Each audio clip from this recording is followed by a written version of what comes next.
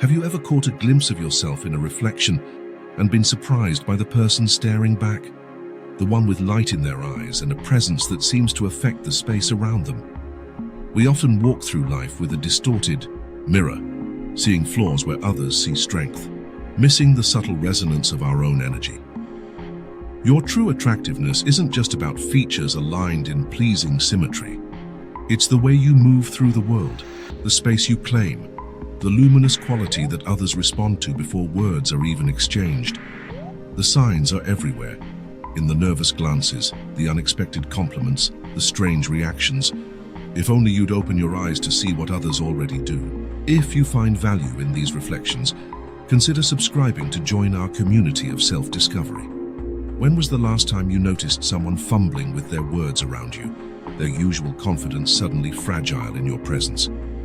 The man who typically speaks with authority suddenly adjusting his tie, clearing his throat, struggling to maintain eye contact. You might attribute this to coincidence or dismiss it entirely. But consider for a moment the possibility that your presence is the catalyst for this transformation. Men who become nervous in your company are responding to an energy they find compelling, even overwhelming. It manifests in subtle ways. The micro-expressions that flash across their face when you enter a room, the way they stand a little taller, the slight tremor in their hands as they reach for their coffee cup. Their body is responding before their mind has fully processed your impact. They might run their hands through their hair repeatedly, check their appearance in any reflective surface, or speak slightly faster than their natural cadence. These are the physical contracts that betray inner turmoil, the pleasant discomfort of being in the presence of someone who moves them. Think about recent interactions.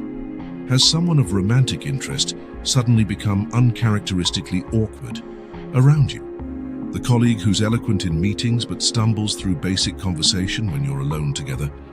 The friend of a friend who can't seem to maintain his train of thought when you direct your attention his way? These are not random occurrences, but patterns that reveal how your energy affects others. This nervousness isn't always about romantic attraction, though often it is. Sometimes it's about the authenticity you embody, the confidence that flows beneath your self-doubt, the integrity that others sense in your presence. You carry something they admire, perhaps something they wish they possessed themselves. Your essence disrupts their equilibrium in ways they weren't prepared for. Have you ever considered that the very things you criticize about yourself might be precisely what others find most attractive? The laugh you think is too loud might be the very sound that brings joy to a room. The freckles you've always hidden might be what others find most distinctive and beautiful about your face. The passionate way you speak about things that matter to you, which you fear might be too much, might be exactly what draws others into your orbit. Next time you notice someone becoming unexpectedly nervous around you, resist the urge to assume there's something wrong with you or with them. Instead, recognize it as a possible sign that your presence has power, a power you may have been blind to all along. What would change if you allowed yourself to see the effect you have on others as evidence of your attractiveness, rather than dismissing these reactions as meaningless anomalies?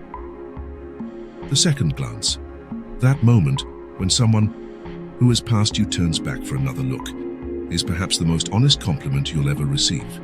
It happens in that unguarded moment when social masks temporarily fall away, when the authentic response overrides social conditioning. Have you noticed this happening more than you acknowledge? Consider the person across the coffee shop whose eyes keep finding their way back to you despite their book or their conversation partner. Or the stranger who passes you on the street, continues walking, then turns back almost involuntarily.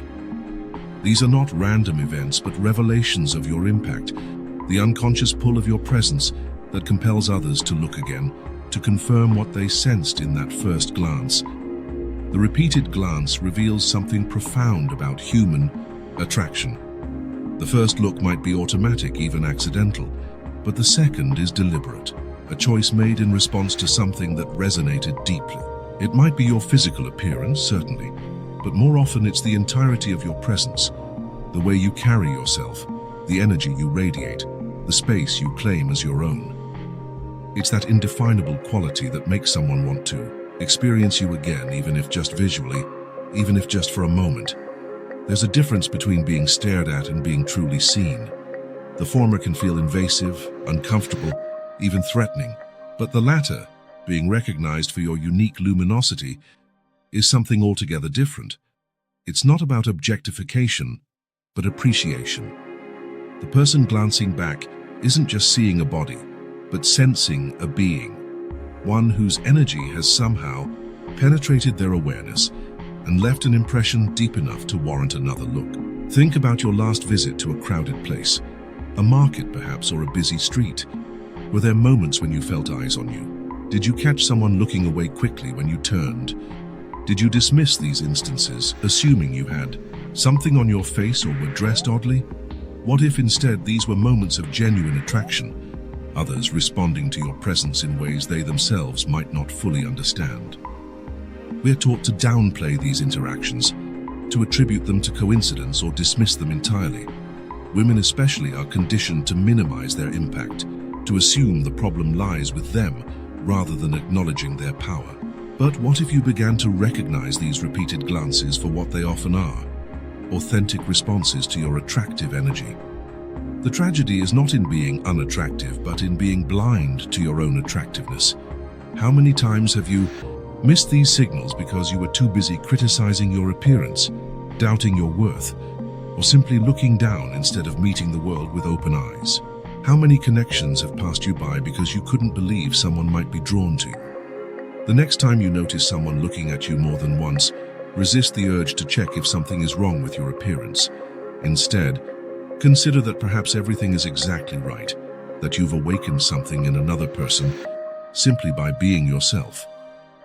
What would change in your life if you began to trust these signals rather than doubt them? There is a curious disconnect that exists in many attractive people, the gap between how they see themselves and how the world perceives them. You might wake up feeling your worst, throw on whatever clothes are clean, rush out the door without your usual preparation, and still receive compliments throughout your day. You look great today, they say, while you inwardly scoff, knowing you've invested none of your usual effort. This persistent mismatch between your self-perception and external feedback isn't coincidental, it's revelatory. Consider the possibility that what others are responding to isn't the careful construction you present on your good days, but something more fundamental that you carry always. Perhaps your attractiveness isn't something you put on like makeup or well-chosen clothes, but something that emanates from you regardless of your conscious efforts. The compliments you receive, especially on days when you feel least deserving of them, are windows into how others truly see you, not how you've arranged yourself to be seen. This pattern reveals something profound, that your inner compass for judging your own attractiveness may be fundamentally miscalibrated. The standards against which you measure yourself, often impossibly perfect, static images curated for maximum impact, bear little resemblance to how attractiveness operates in the real world. Real attractiveness is dynamic, energetic, a quality of presence rather than a fixed image. It's in the way you laugh without self-consciousness, the passion with which you speak about things that matter to you, the focus you bring to listening when someone shares something important. Think about those times when someone has complimented an aspect of yourself you've never particularly valued. The shape of your hands, perhaps, or the sound of your voice, or the way your eyes crinkle when you smile genuinely. These moments can be jarring precisely because they reveal the chasm between how you see yourself and how others experience you. They point to dimensions of your attractiveness that exist entirely outside your awareness, qualities that others find compelling but that you've never even thought to appreciate in yourself. What's particularly telling is how you respond to these compliments. Do you deflect them immediately, contradict the person offering praise, make a self-deprecating joke to diffuse your discomfort? These reactions reveal not just modesty, but a fundamental disbelief in your own attractiveness, a resistance to incorporating positive feedback into your self-image. It's as if you've signed a contract with your insecurities, promising never to betray them by believing you might actually be as attractive as others suggest. The brain has a remarkable ability to filter reality, to selectively process information that confirms existing beliefs while discarding contradictory evidence. If you believe yourself unattractive, you'll magnify every perceived flaw while minimizing or completely missing signs of others' appreciation. You'll remember the one awkward interaction, but forget the 10 positive encounters that came before it. This isn't objective reality. It's selective perception shaped by your deepest beliefs about yourself. What would it mean to cultivate a different relationship with compliments? Not to become self-absorbed or vain, but simply to allow the possibility that others might be seeing something real, something true about you that you've been unable to see yourself. What might shift if instead of contradicting the next compliment you simply said, "Thank you," and allowed that perspective to exist alongside your own? Have you noticed how often people, particularly men, approach you with questions that could easily be answered elsewhere, or tasks they could handle themselves? The colleague who needs your specific help with the printer, though the IT department is just down the hall. The neighbor who suddenly needs to borrow something he's never needed before. The stranger who stops you to ask directions when his phone is visible in his hand. These seemingly random interactions reveal something you may have been missing, the magnetic pull of your presence that draws others to invent reasons to be near you. When someone seeks you out for insignificant reasons, they're often looking for something much more significant: connection with your energy. The question or favor is merely the pretext, the socially acceptable excuse that allows them to enter your orbit without revealing their true motivation. It's a dance as old as human interaction itself, finding plausible reasons to be in the presence of someone who affects us deeply. Watch carefully the next time this happens. Notice how the interaction often stretches beyond what's necessary for the stated purpose, the way they linger after the question has been answered or the favor completed, the introduction of new topics to extend the conversation, the subtle signs of disappointment when you need to move on. These are the ripples that reveal the true nature of the encounter, not a functional exchange, but an attempt at connection. These interactions are particularly telling because they reveal attraction in its most authentic form, not as a calculated pursuit, but as an almost involuntary gravitation toward your energy. The person approaching you might not even fully understand their own motivation. They simply know they wanted to talk to you, to be in your presence for a moment, and so they found a reason that wouldn't require them to acknowledge the vulnerability of attraction. There's a certain power in recognizing these patterns, not to manipulate them, but to understand more clearly how you move through the world and affect those around you. When you begin to see these coincidental interactions as the purposeful pursuits they often are, you gain insight into your own attractive energy and how it operates beyond your conscious awareness or effort. Think about your recent weeks. How many times has someone approached you with a question they could have easily answered themselves? How many coincidental encounters have occurred that, viewed through this lens, might reveal themselves as deliberate attempts to be in your presence? These are not burdens to bear, but affirmations of your impact, evidence of an attractiveness that operates whether you acknowledge it or not. The question becomes not whether you possess this attractive energy, the evidence suggests you do, but how you choose to engage with it. Will you continue to miss these signals, attributing them to coincidence or dismissing them entirely? Or will you begin to recognize them as reflections of your own power, mirrors, showing you an aspect of yourself you've been unable or unwilling to see? Have you ever noticed the strange, often unprovoked criticism that comes your way from other women? Comments about your appearance that seem designed to undermine, questions about your relationships that carry subtle accusations, backhanded compliments that leave you feeling slightly wounded.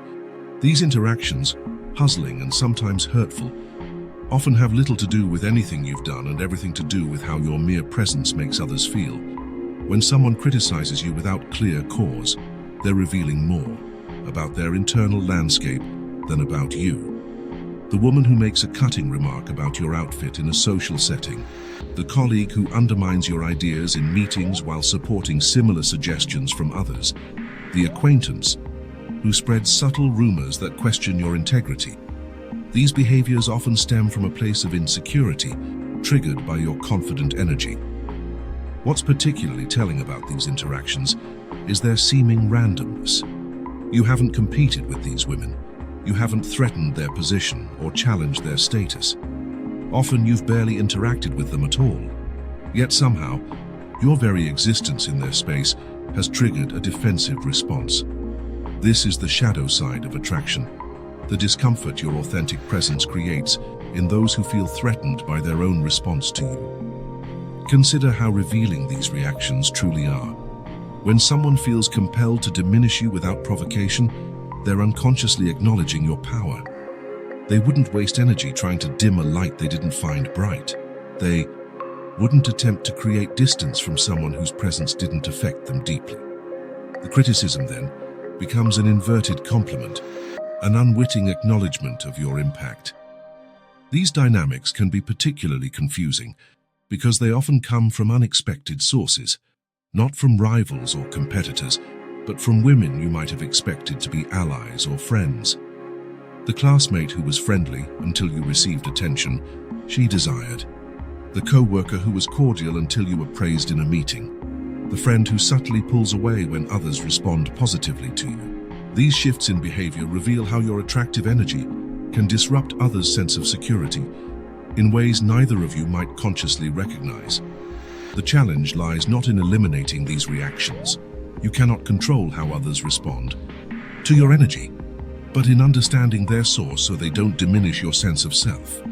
When you recognize that unprovoked criticism often reflects the critic's insecurities rather than your shortcomings, these interactions lose their power to wound. Instead, they become data points, further evidence of an attractiveness you may have been reluctant to acknowledge in yourself. What would change if you began to see these strange, negative reactions as inverted compliments rather than legitimate criticisms? How might your relationship with your own attractiveness shift if you understood that some negative responses are actually confirmations of your impact rather than reflections of your worth? There is perhaps no more direct revelation of your attractiveness than the spontaneous smile that blooms on a stranger's face when your eyes meet. Have you noticed how often this happens? The reflexive upturning of lips, the brightening of eyes, the momentary connection with someone you've never met. These are not social niceties, but authentic responses to your energy. Involuntary acknowledgements of the light you carry. Consider the physics of this interaction. You haven't spoken, you've made no deliberate effort to charm or engage. You've simply entered someone's field of vision, and something about your presence has triggered a positive emotional response strong enough to manifest physically. This is attraction in its most elemental form, not a calculated decision, but an instinctive recognition of something valuable, something resonant in your energy. These spontaneous smiles reveal something profound about the nature of true attractiveness. It isn't something you put on with your clothes in the morning or apply to your face. It's a quality of being that operates beneath conscious awareness, a frequency you broadcast simply by moving through the world as yourself. The stranger who smiles at you for no reason is responding to this frequency, something authentic in you that calls to something authentic in them. What's particularly significant about these interactions is their reciprocal nature. When someone smiles spontaneously upon seeing you, you often find yourself smiling back just as automatically. This creates a momentary circuit of positive energy, a brief but meaningful connection that affects both participants. These tiny exchanges, multiplied over days and weeks, create an invisible web of positive interactions that shape your experience of the world and others' experience of you. Think about your recent trips through public spaces, the grocery store perhaps, or a walk through your neighborhood. How many spontaneous smiles have you received? How many momentary connections have you experienced with people you'll likely never see again? These aren't random occurrences, but patterns that reveal something essential about how you affect the space around you. The frequency of these spontaneous smiles also reveals something about the energy you project. Some people move through life with a contracted presence, signaling to others that they're unavailable for connection. Their experience confirms this self-protective stance. Few smile at them spontaneously because they've already closed the circuit. But you, perhaps without realizing it, move with a more open energy that invites authentic response. The smiles you receive are reflections of the approachability you unconsciously project. What might shift if you began to recognize these spontaneous smiles as data points, evidence of an attractiveness that operates whether you acknowledge it or not? How might your relationship with your own presence change if you allowed yourself to believe what these countless small interactions are telling you about your impact on others? Perhaps the most telling sign of your unacknowledged attractiveness lies in the gaze of men who are unavailable, those who have made commitments elsewhere yet find their attention repeatedly drawn to you.